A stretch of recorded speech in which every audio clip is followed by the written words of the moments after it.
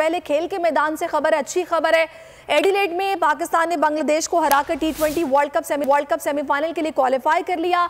Adelaide में खुशी से निहाल पाकिस्तानी शायकीन के साथ इस वक्त मौजूद हैं बोल न्यूज़ के नुमाइंदे एजाज वसीम बाकरी।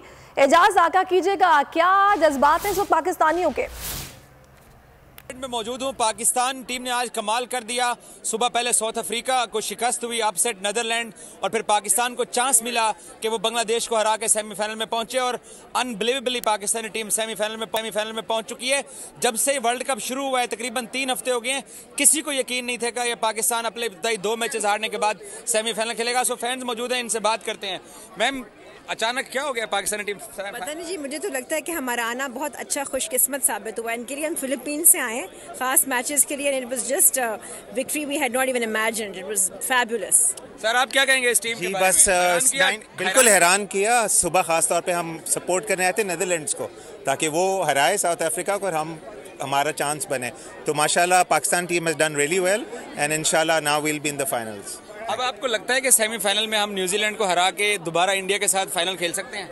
जी बिल्कुल खेल सकते हैं। बस अब हमारा मोमेंटम जो है वो बिल्ड हो जाएगा इंशाल्लाह, और अब देखिएगा पाकिस्तान क्या परफॉर्मेंस देगी इंशाल्लाह।